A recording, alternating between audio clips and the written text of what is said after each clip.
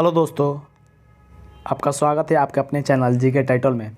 आज हम साइंस के कुछ इंपॉर्टेंट क्वेश्चन देखेंगे जो आने वाले सभी एग्ज़ाम के लिए बहुत ही उपयोगी होंगे।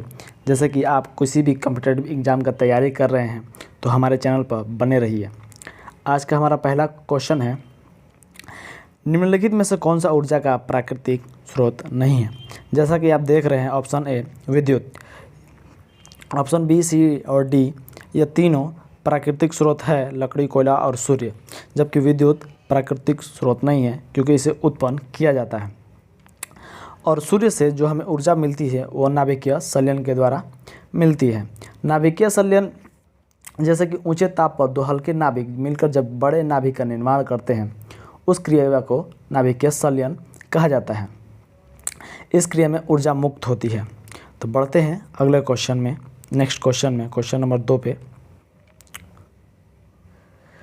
क्वेश्चन नंबर 2 है हमारा, रेफ्रिजरेटर को ठंडा करने के लिए किस रासायनिक पदार्थ का उपयोग किया जाता है।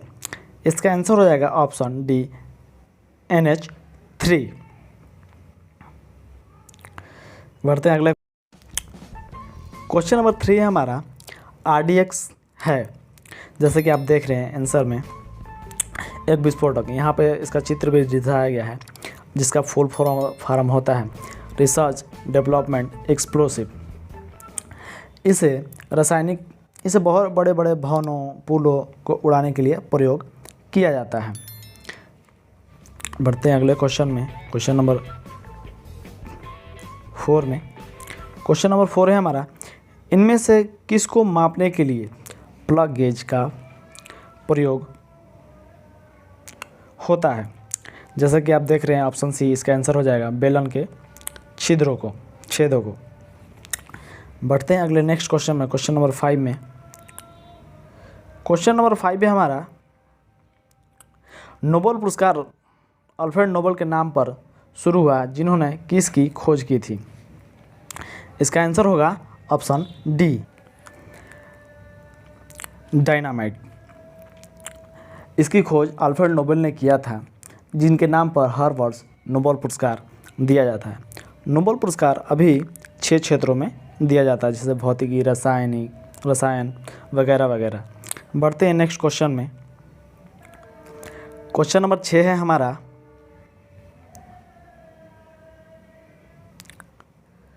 चंद्रशेखर वेंकट रमन ने नोबेल पुरस्कार प्राप्त किया किस क्षेत्र में।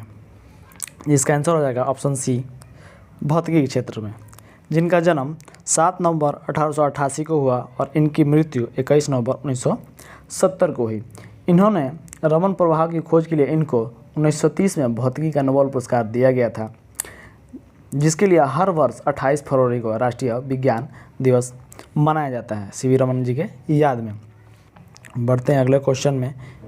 इनमें इनका चित्र दर्शाया गया, यही है सीवी रमन जी। बढ़ते हैं क्वेश्चन नंबर 7 में।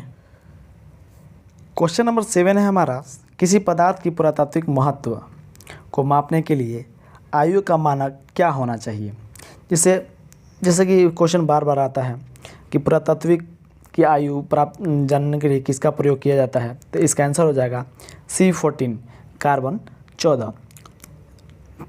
जिसे रेडियो कार्बन 14 का प्रयोग किसी भी चीज़ की, किसी भी पदार्थ की आयु का निर्धारण करने के लिए किया जाता है, जिसकी खोज 27 फरवरी 1940 को मार्टिन कामेन तथा साम राबिन द्वारा किया गया था। बढ़ते हैं अगले क्वेश्चन में। क्वेश्चन नंबर 8 है हमारा, काउंटर बोरिंग एक ऑपरेशन है, जिसका आंसर हो जाएगा ऑप्शन डी, बेलनाकार रूप में छिद्रों के सिरों को बड़ा करने का काउंटर बोरिंग का काम यही है। बढ़ते हैं अगले क्वेश्चन में, क्वेश्चन नंबर 9 पे।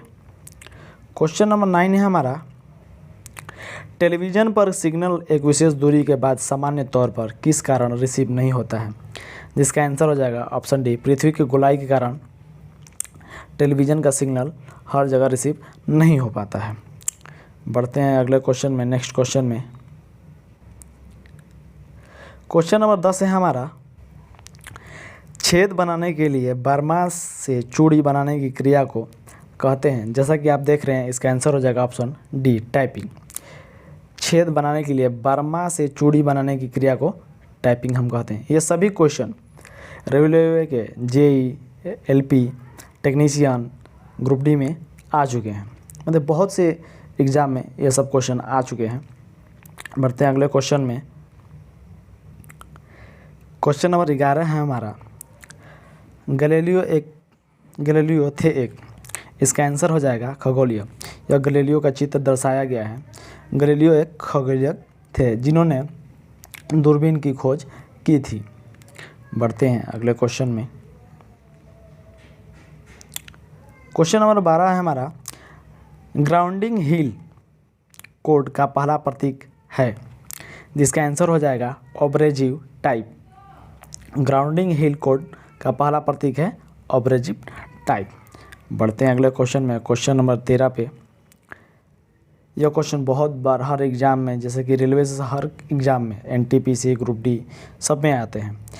यह क्वेश्चन है, परम दाब है एक क्या?